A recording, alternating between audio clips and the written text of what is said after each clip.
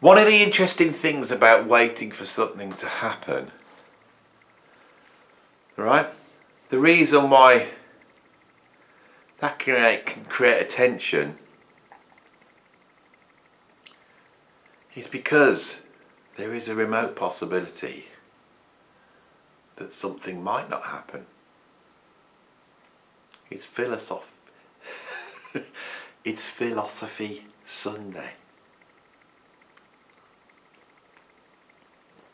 I have my coffee with my Aldi's mug with the Christmas carrots on. Yeah. So you're waiting here for me to do something. But as I said, there's a possibility that I might not do anything.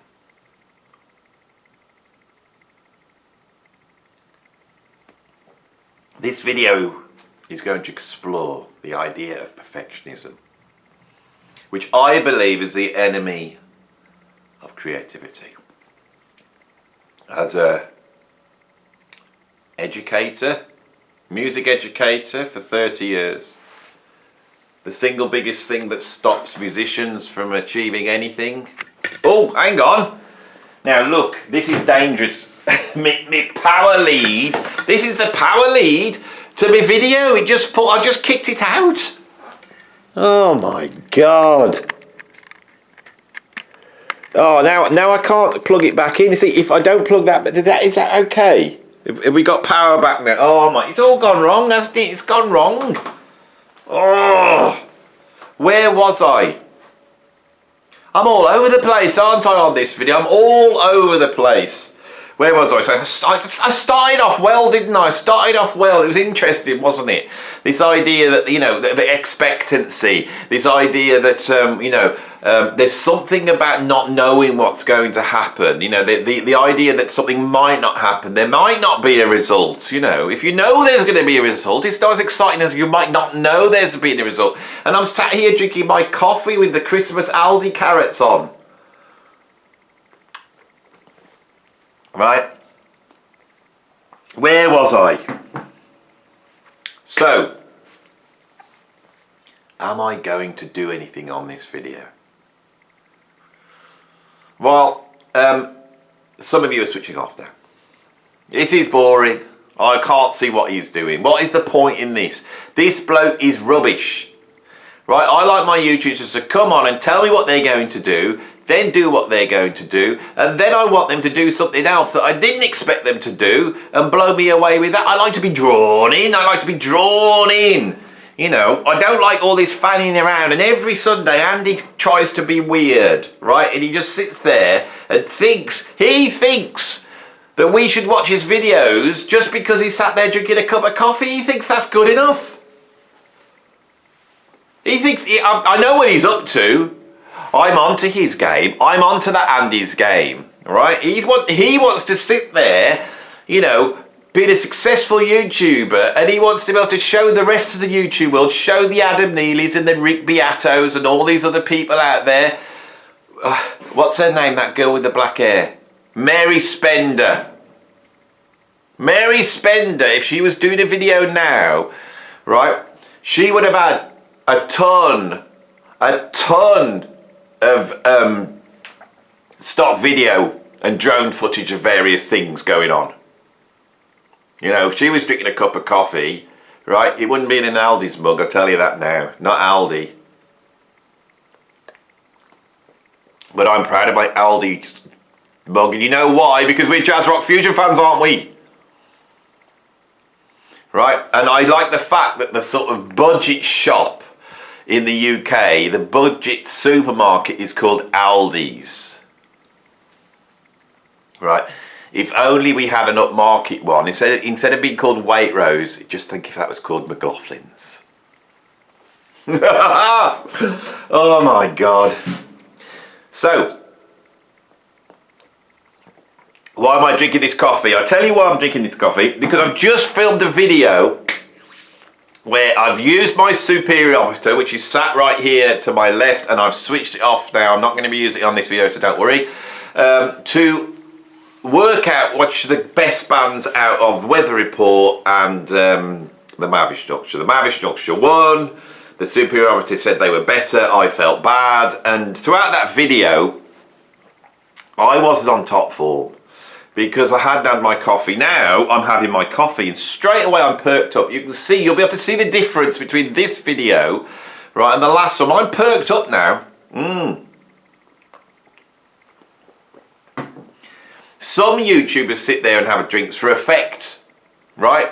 I genuinely need this coffee to get going. It's 6 o'clock in the morning. It's probably 7 o'clock now. It's very early. I thought I'd get up, get some YouTube videos out of the way. I came running down here. I didn't have a cup of coffee, and now I have had to get this video undergoing, I've had to have a coffee. So this here is evidence of what has happened this morning. And that's what you're watching when you watch my videos. So I hear you all ask, all the perfectionists in that out there have gone, why didn't you, if you didn't do a great Mavish Structure Weather Report video, why didn't you stop it and do it again? Why did you let that go out? If it's not the best, you've just admitted that you weren't on form, so why have you let that video out? You could have shot that again, you could have done it right, you know. Why would you want to put mistakes out?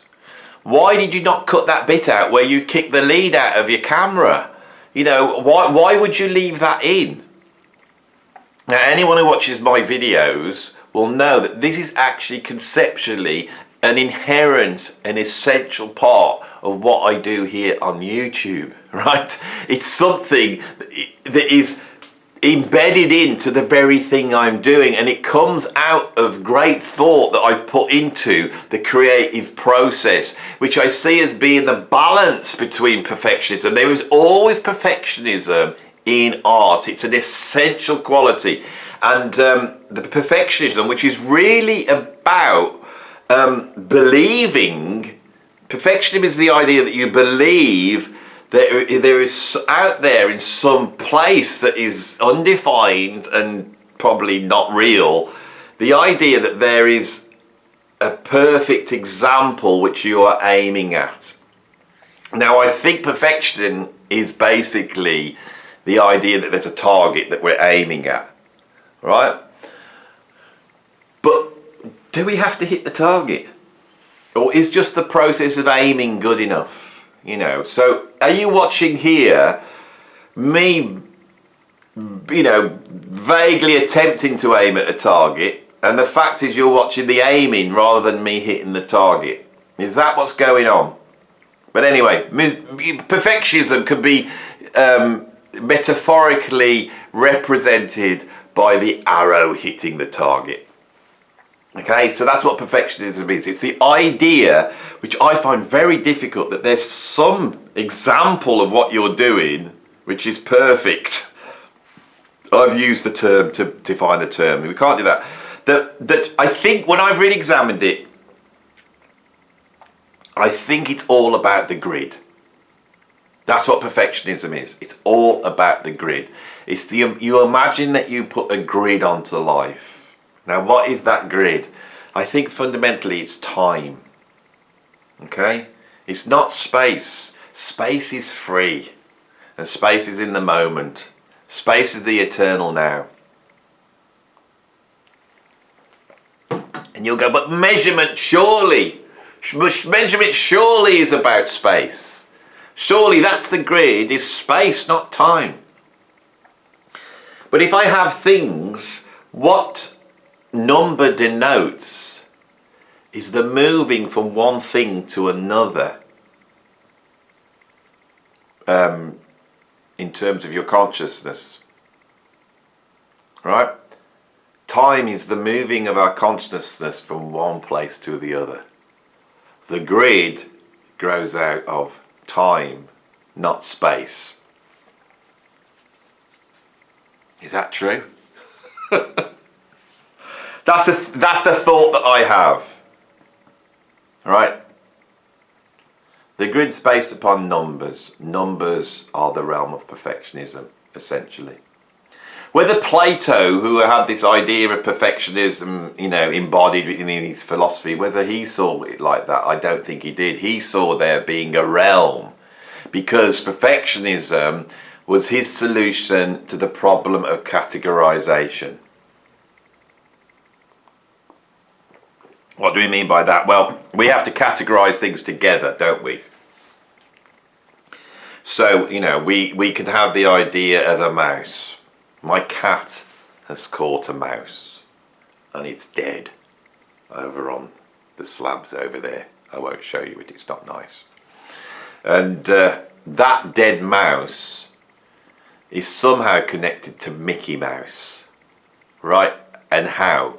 It's connected in its mouseness. And mouseness is an essence.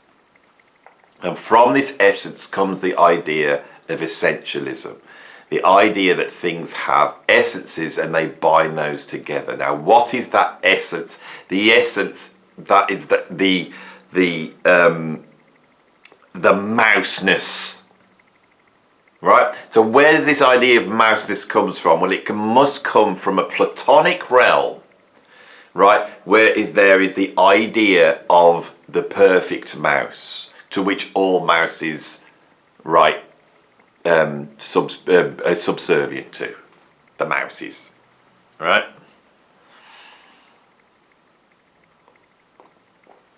Mouses, mice.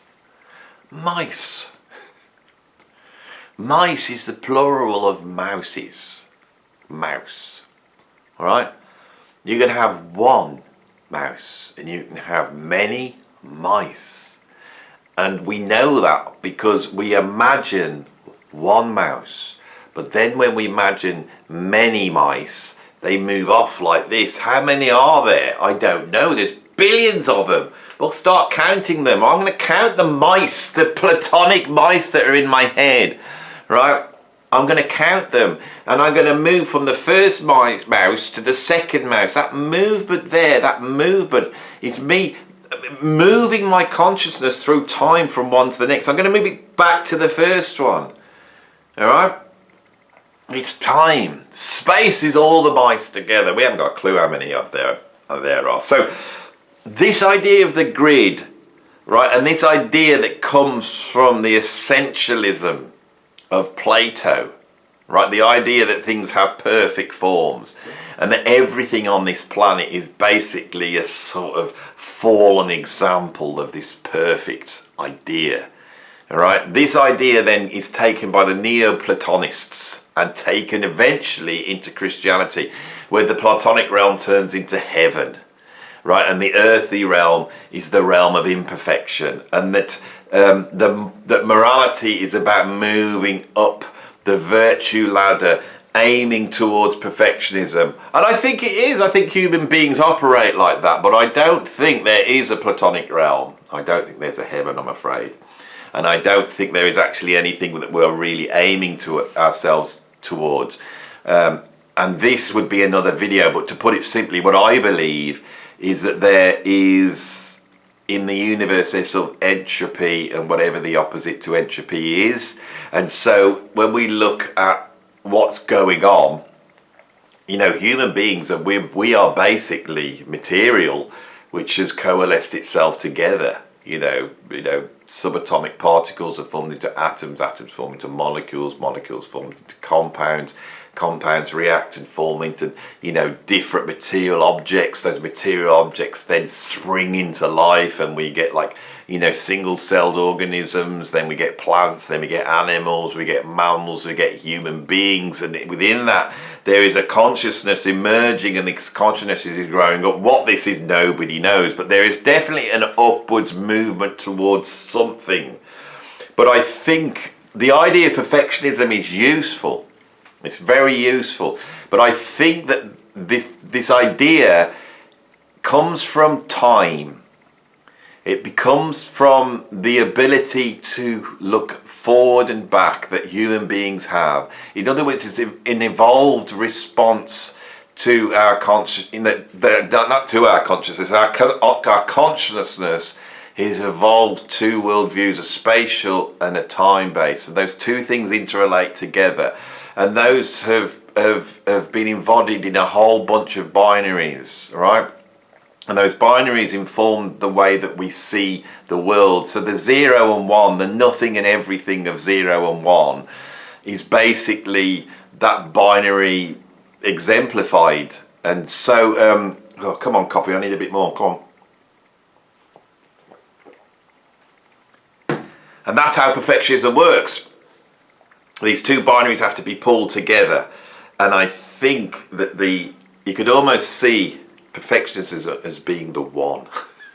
And you can see hedonism.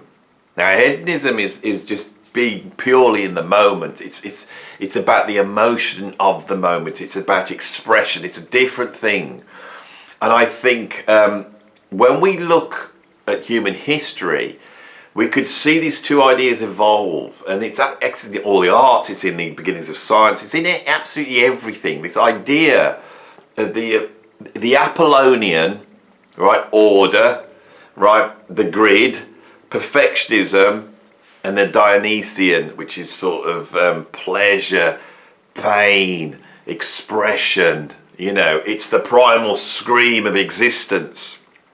Those two things in human experience have been separated by evolved consciousness, whatever consciousness is, and that's another video again, right? So we try and pull those two things together when we create art. I think the role of art is to pull perfectionism and hedonism together. But on this video, I've spent a lot more time explaining what I think perfectionism is and the problems inherent in it, because I just do not think it's real. It's by its very notion not real.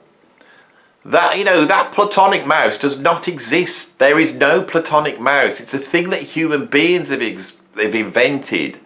It's a target that we create, that we aim at. And I go back to the original idea. Is it important to hit that target square on? Or is it the process of aiming at the target that is important? I think it's the process of aiming. I really do. Once you hit that target, you're dead.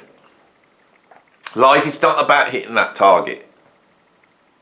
Life is about trying to aim at that target. Right, so why did I start the video in the way I did? It's because I'm going to release that Mavish Orchestra video, that weather report video. I'm going to put it out, right?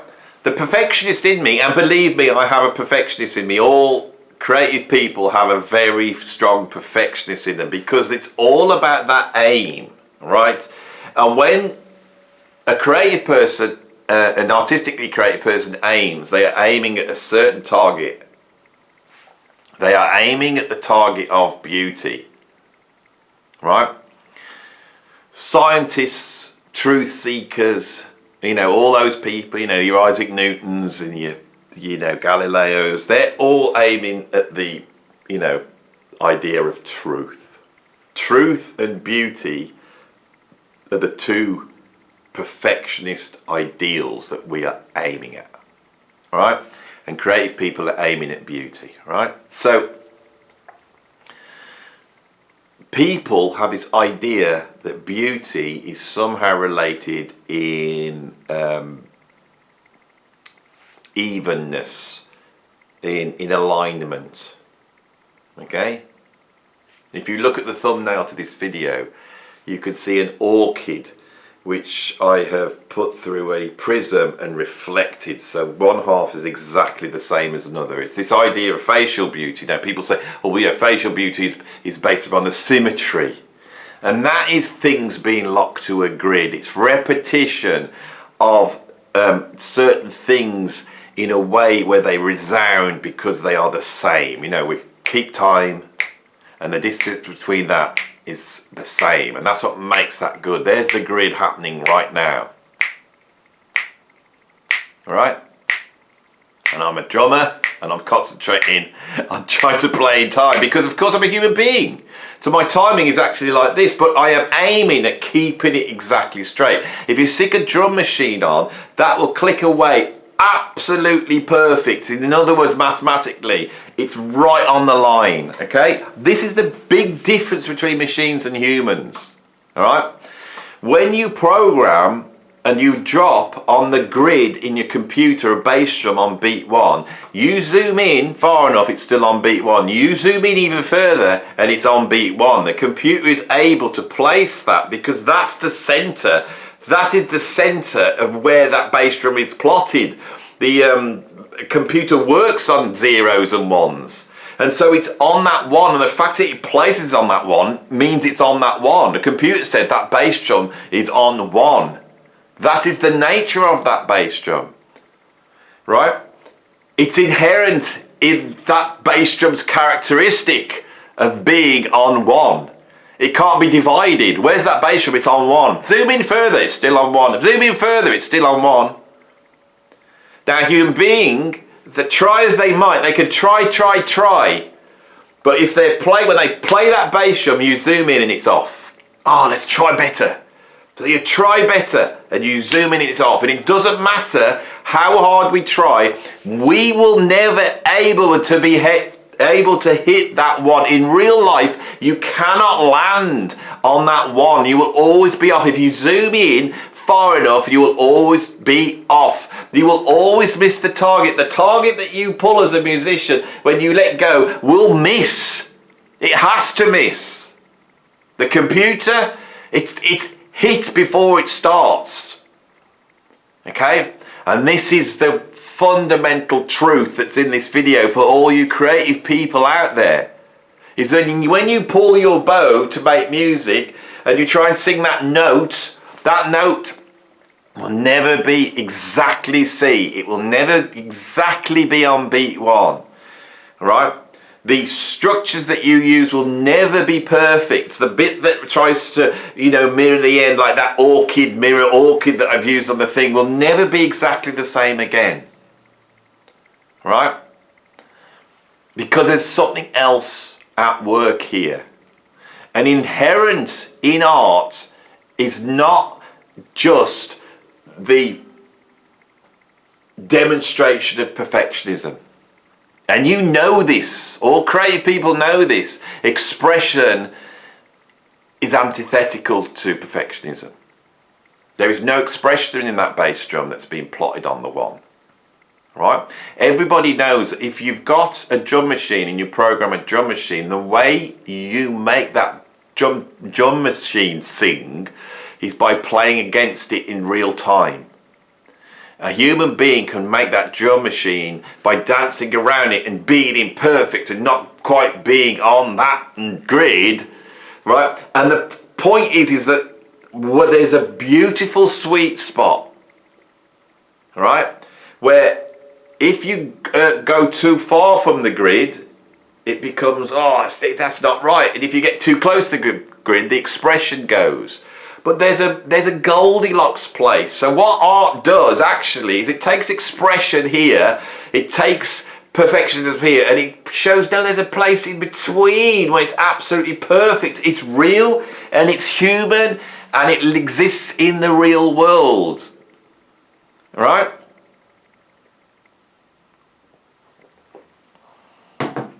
The failings of human beings can be beautiful. Right? We can aim at the target, and it's in the aiming when we aim right. When we aim right, we are doing the right thing. Not when we hit the target. And from that, all morality and ethics come. Okay? This is really, really important, I think. So, creative people, right, deal in beauty.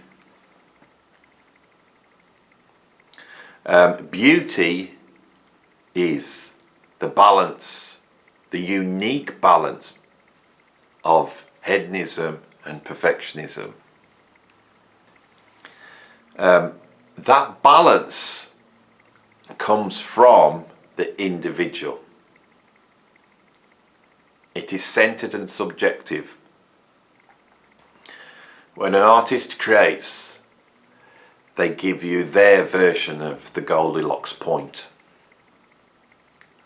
The audience, which is outside the artist, then agrees or disagrees.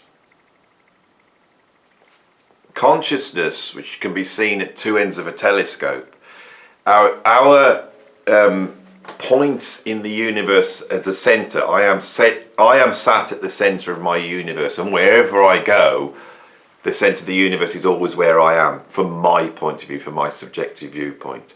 But from an objective viewpoint, I am sat on the wing of some inconsequential speck of dust floating around some huge galaxy somewhere amongst a billion galaxies.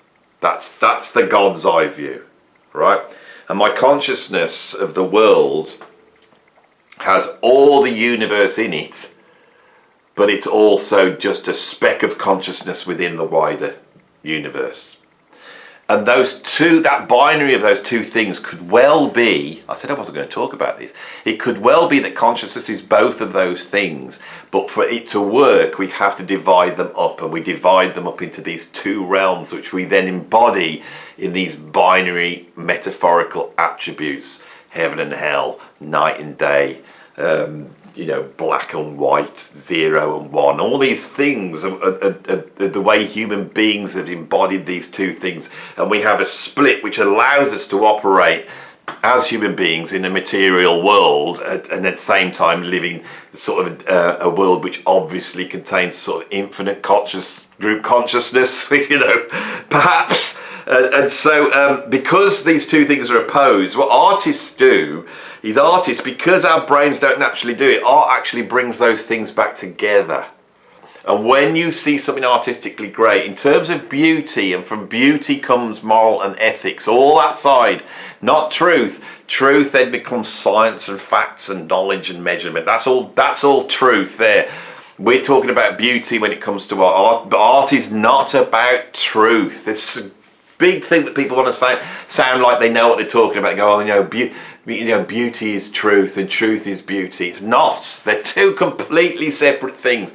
But you can bring those two ideas, because truth and beauty, there again, is this, a binary, metaphorical binary embodied in itself. That truth and beauty could be the great binary. It could be the 0 and the 1 on which everything's made, right?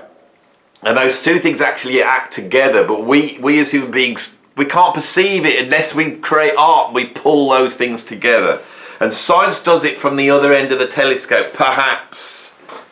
There's areas in this where I've spent my whole life thinking about this, right?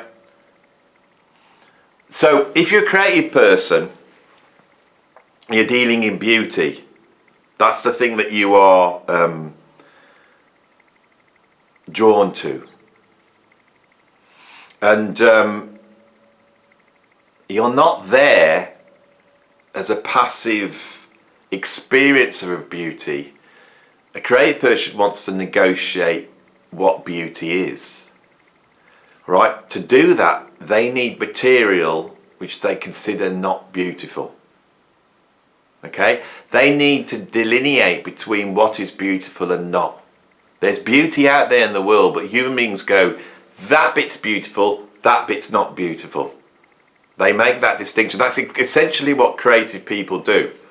It's really important, because the idea of what is beautiful has to be renegotiated for humanity to move forward. Right? So new artists, when they come out, innovative artists go around and think, they basically come out with this statement: you thought this is what beauty is, but it's not. I have renegotiated what beauty is. Okay? That renegotiation is plotting the Goldilocks point onto a different point, based upon culturally, historically, politically, personally, what is going on in that time. So, that upwards movement towards the great target of whatever that is facilitated by the renegotiation of where that Goldilocks point should be. All right? that has continually happened through the history of art. So for that to happen, creative people, they need ugliness. They require it. They're drawn to it. They're drawn to solving the problem of ugliness. Right? They are problem solvers. Creative people cannot exist without problems. Right? Aesthetic problems. Okay? There is nothing worse to a creative person than a blank canvas. That's an anathema to them. They hate it. Right? I have seen this over and over again. Fundamentally, as an educator in the creative area, this is why I have evolved over 30 years. A concept of this. Most people's creativity, once you face them with a problem, they will know what to do.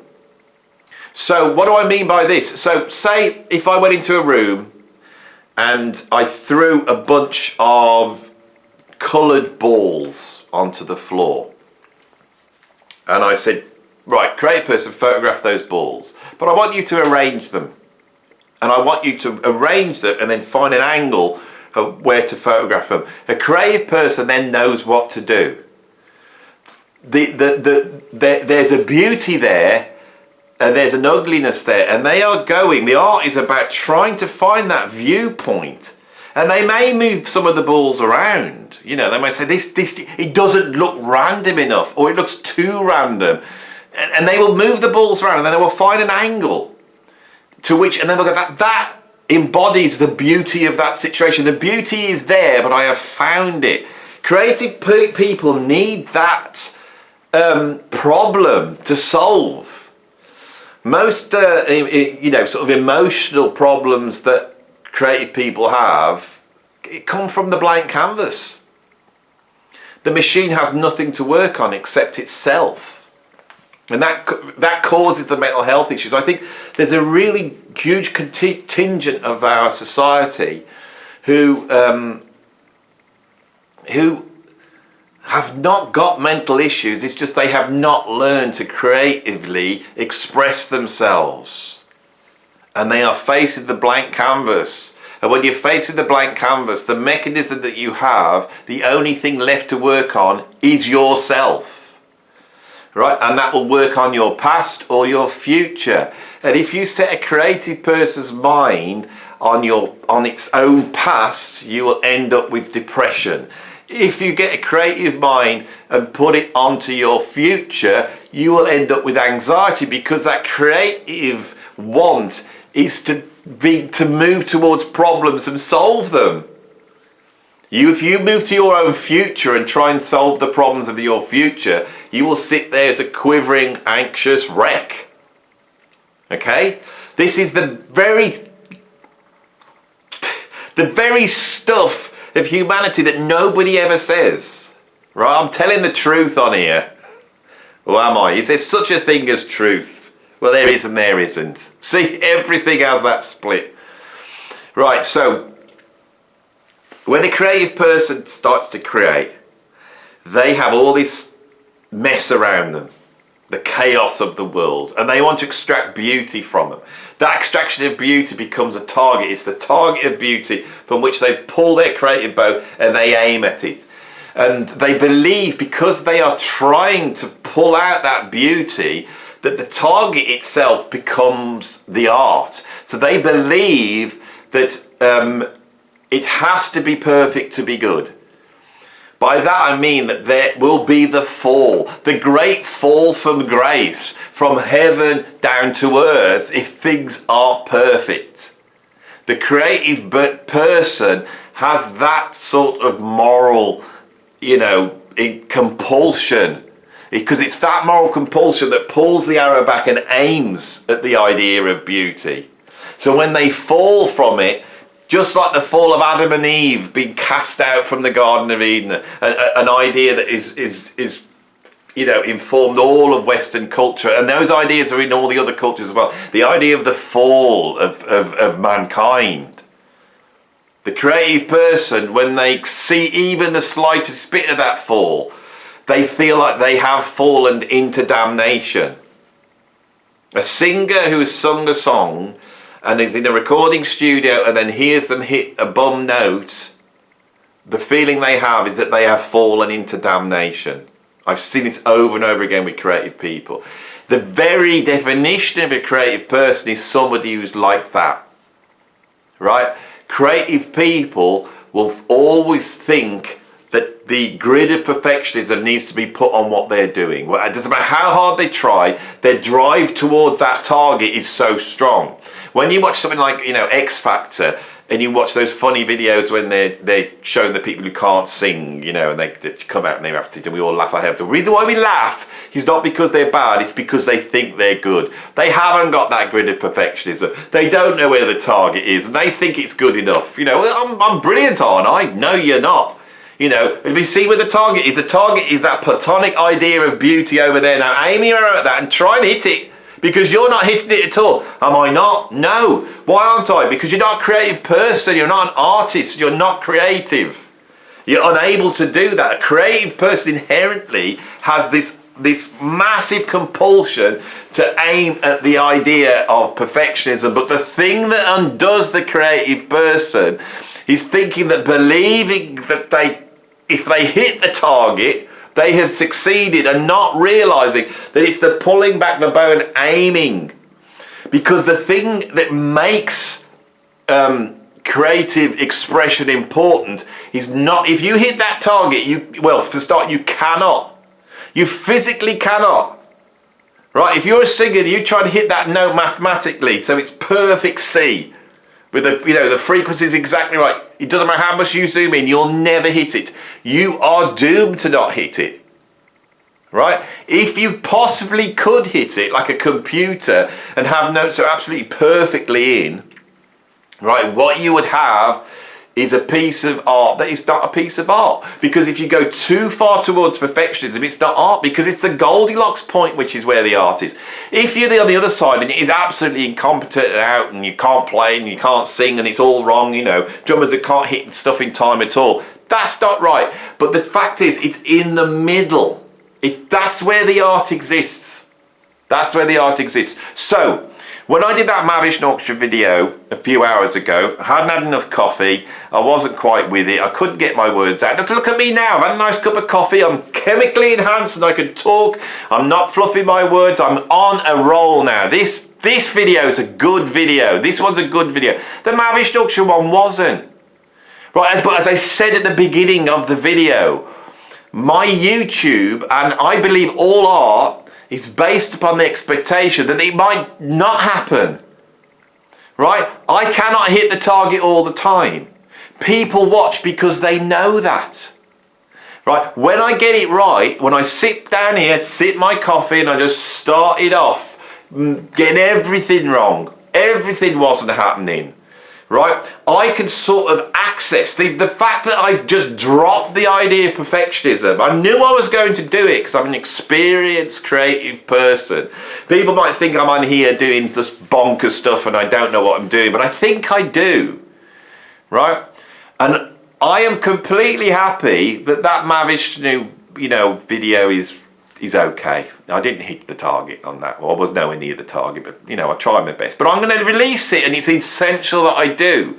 It's essential that I put it out, right? Because if I started to not put my creative expressions out just because I didn't think I hit the target, that would narrow down and down and down, and I would end up doing nothing. Creative people, does that sound familiar to you? That is why perfectionism is the enemy of creativity. Right?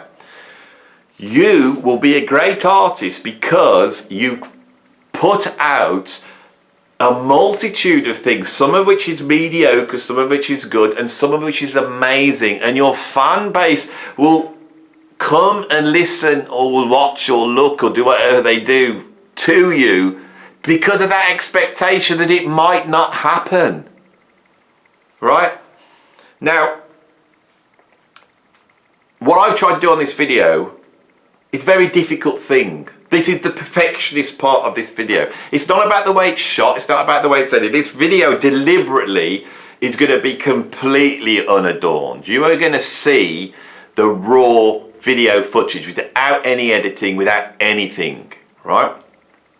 And the reason for that is because I want you to see on this video how all the unperfectionist elements resulted in what I think is a good video. I think I've been able to arrive at certain points here which I'm happy with. I'm happy with this video. Is it absolutely perfect? Absolutely not. It started off deliberately not perfect. All right? But if you go back and look at what's going on earlier on, I hope you will go, that makes sense. If you look at the content of this video and what Andy's talking about, you can see how that Aldi's mug, right? You can see how that relates to what he's saying. You can see how the coffee relates to what he's saying. You can see how the video relates to what he's saying. You can see how him not being in shot when it first started off. You can see how the mistakes did he plan that? No, I did not. I did not.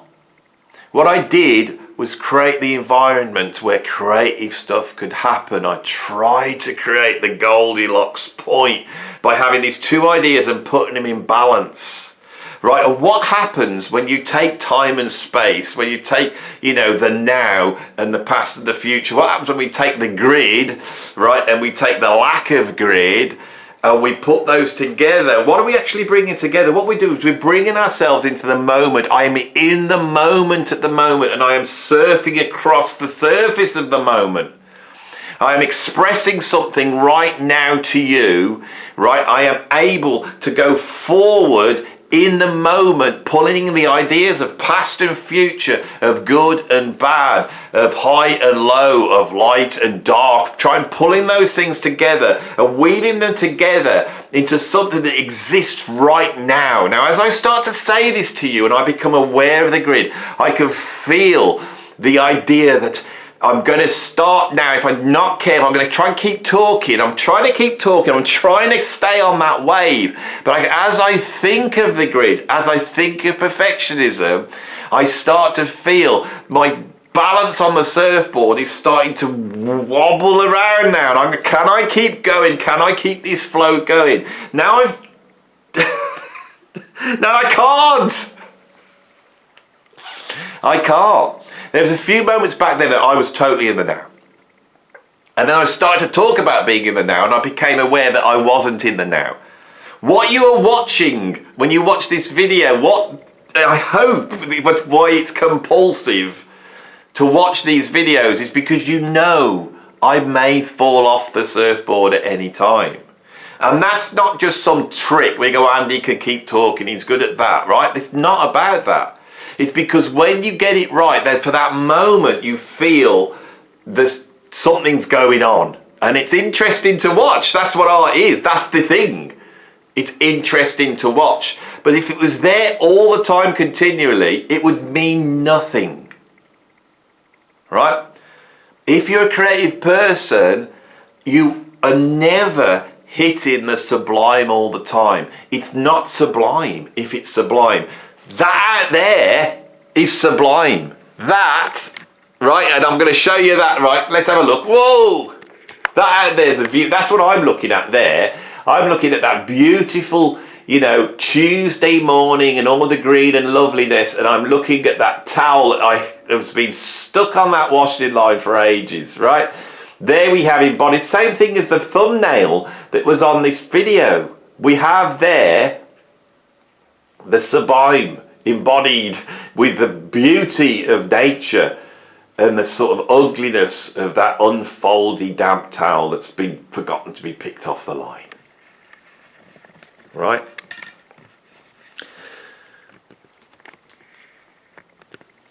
What the hell's happened now? It's alright, I've got loads of them. Oh, my back's hurting. Been sat on this stool for too long. Oh, my back's really hurting now.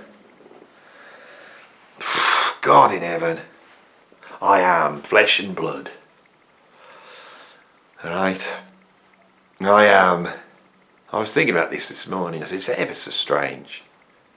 The billion years of evolution. I don't on about evolution in terms of genetics. I'm on about evolution in terms of right from the beginning of where everything starts to me being here now. This upward climb towards Andy Edwards. You know, where all these sort of atoms and molecules and particles and energies and everything has coalesced. And as I sat looking at that dead mouse, I thought at some point I'll end up a dead mouse and I'll lie there, and at that point, whatever I was will return to wherever it was before it was what I am now. Right? Without a doubt. Maybe I have a soul, or maybe it will go off to some platonic realm to sit around eating grapes and thinking good things all for the eternity of time. Maybe that will happen. But there is this idea of the coming together of me. And I'm 55 years old, and I can feel the beginnings of, bloody hell, my back's hurting. I can feel the beginnings of that. I'm definitely on the, I'm on the other side of the, I'm flesh and blood.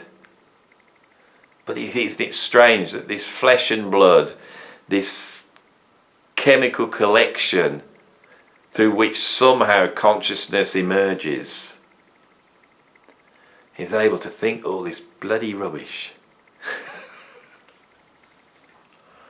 And the thing is, we live in a universe. This is really, at this end of this video now, we're getting to some really heavy stuff now that I don't really understand. I mean, I don't understand it, but I'm going to try and express what I think. This is at the limits of where I, you know, when I think about this. If the universe is a material universe, it doesn't care about what I'm talking about today. All right?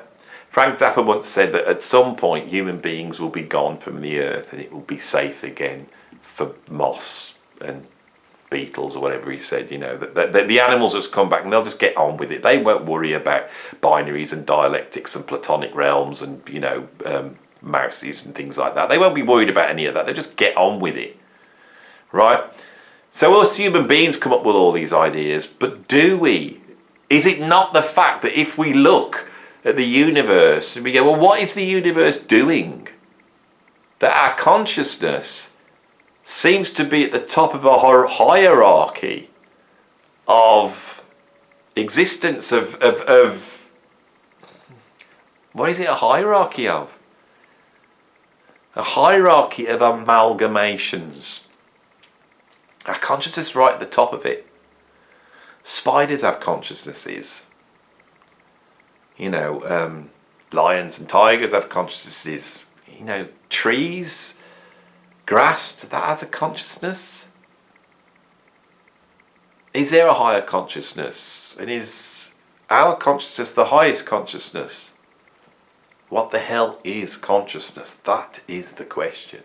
And that's the unknown. When people say, do I believe in God? I'm an agnostic, to be honest. And the reason for that is because to believe in something, you have to define what it is. I can define God in a way where it disproves that God exists. And I think the Christian idea of what God is, by definition, is contradictory. But that idea of infinite consciousness, which seems to be there, it's there. Unless I want to say that my consciousness is the highest consciousness and there's nothing higher than that. But surely that little spider that's walking around has no awareness of my consciousness, and hopefully my consciousness is far more expanded than that little spider's. And how does my consciousness relate to that spider's consciousness? Is it actually all part of the same consciousness? How would that be? Because we have the idea of the infinite. And when you think of the idea of the infinite, you are thinking about consciousness. Right? There's no infinite without a consciousness to be aware there's an infinite. There's no infinite unless there's a consciousness pondering the idea of infinite. And when you ponder the idea of infinite, you get that feeling in your stomach that we all know. It's like that question of why is there something and nothing? You know, when you're a kid, you suddenly realise that, and you have that feeling of awe and fear and wonder all at the same time. If that's your definition of God, then God exists. So, I have gone on this video from pulling the lead out and not knowing what the hell I'm doing, to a definition of what God is. It's not bad, is it? Not bad, really.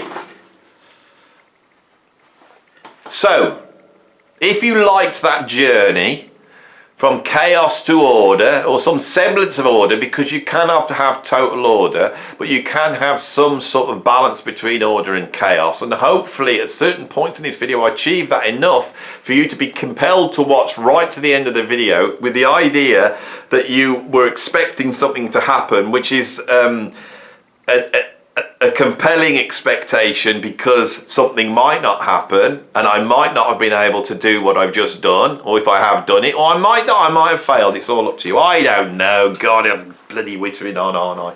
Wittering on and on, talking a load of crap. Bloody Andy, Andy, he likes to talk. He likes the sound of his own voice.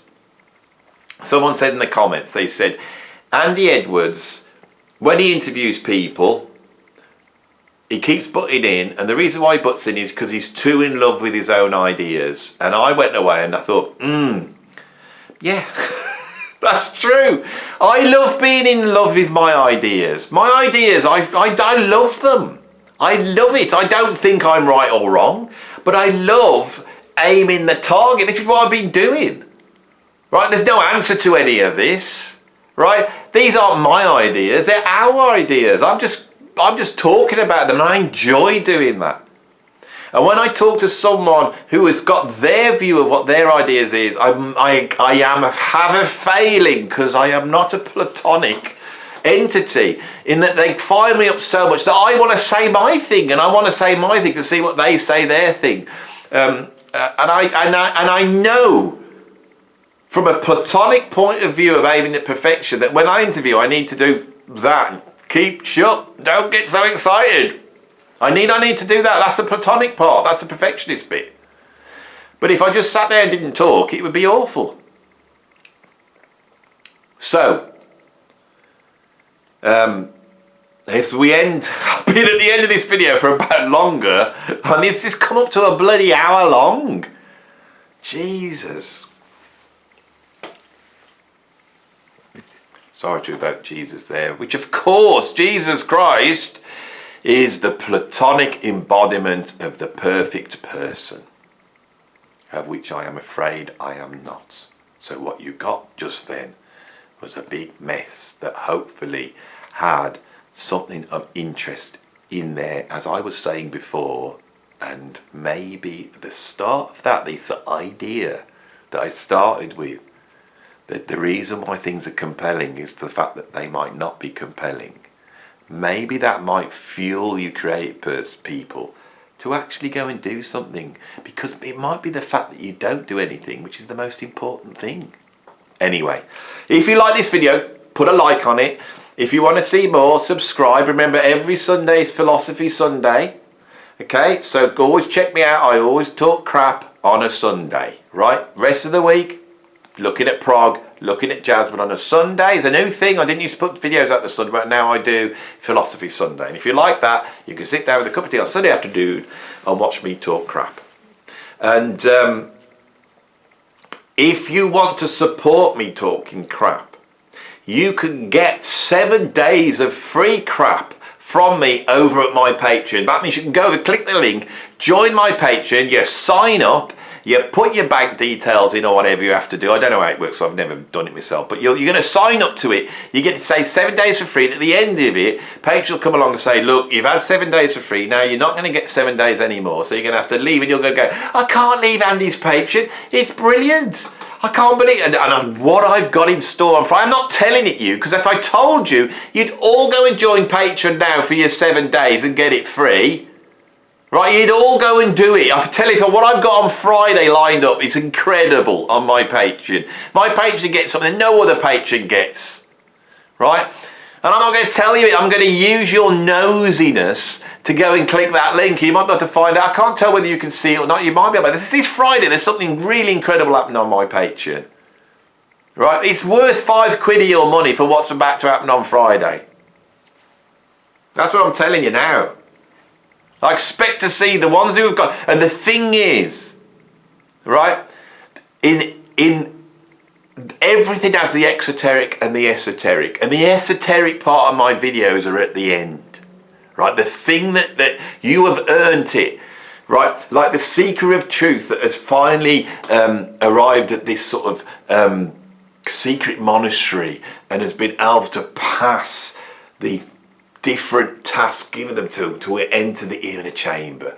You're about to enter the inner chamber now, right? Because you've got to the end of this video, right? And I'm telling you now, if you go over to my Patreon now, it's Tuesday, and you register, you will get 7 days for free, which will get you access to something secret and special on a Friday, right? But don't tell anybody. All the crap ones who stopped watching. All the crap ones who stopped watching earlier on, right? They're the rubbish ones. You're the special ones. You're the enlightened ones. And go and get your reward now. 70, you won't even have to pay for it. This Friday. Thanks for watching. See you on the next one.